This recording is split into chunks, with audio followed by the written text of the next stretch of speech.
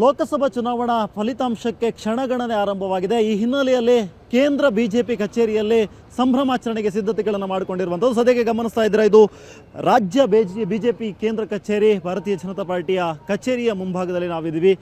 ವಿಶೇಷವಾದಂಥ ದೀಪಾಲಂಕಾರಗಳಿಂದ ಕಂಗೊಳಿಸ್ತಾ ಇರುವಂಥದ್ದನ್ನು ಗಮನಿಸಬಹುದು. ಸಾಕಷ್ಟು ಸಿದ್ಧತೆಗಳನ್ನು ಮಾಡಿಕೊಂಡಿದ್ದಾರೆ. ಸಾಕಷ್ಟು ಎಕ್ಸಿಟ್ ಪೋಲ್ನಲ್ಲೂ ಕೂಡ ಬಿಜೆಪಿ ಬಹುತೇಕ ಗೆಲ್ಲುವಂಥದ್ದು ನಿಶ್ಚಯ.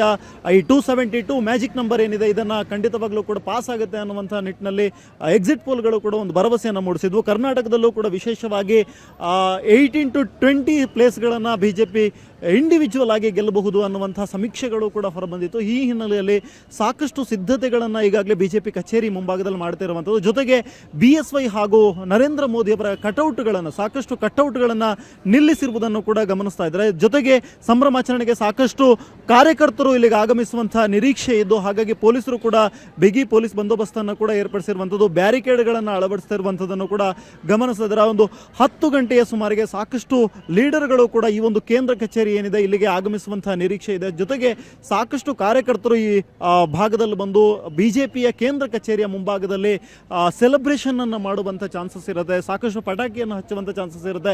ಈ ಹಿನ್ನೆಲೆಯಲ್ಲಿ ಸಾಕಷ್ಟು ಸಿದ್ಧತೆಗಳನ್ನು ಭಾರತೀಯ ಜನತಾ ಪಾರ್ಟಿಯ ಕಚೇರಿಯ ಮುಂಭಾಗದಲ್ಲಿ ಕೈಗೊಂಡಿರುವಂಥದ್ದು. ಜೊತೆಗೆ ಕಳೆದ 2 ಟರ್ಮ್ಗಳಲ್ಲಿ ನೋಡ್ತಾ ಹೋದರೆ 2014 ಮತ್ತು 2019ಗಳಲ್ಲಿ ಭರ್ಜರಿಯಾಗಿ ಬಿಜೆಪಿ ಗೆಲುವನ್ನು ಸಾಧಿಸಿತ್ತು. ಇಂಡಿವಿಜುವಲ್ ಆಗಿ 272 ಅನ್ನು ಕ್ರಾಸ್ ಆಗಿತ್ತು.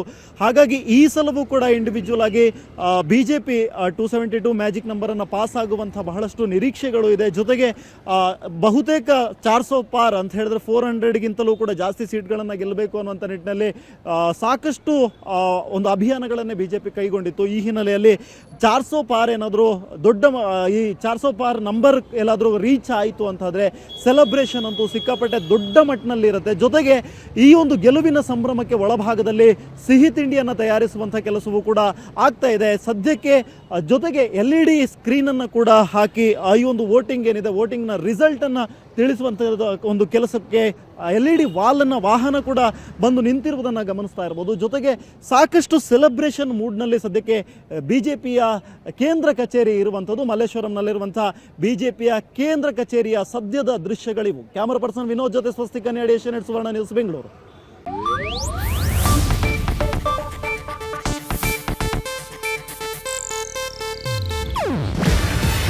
ಇದು ಏಷ್ಯಾನೆಟ್ ನ್ಯೂಸ್ ನೆಟ್ವರ್ಕ್ ಪ್ರಸ್ತುತಿ.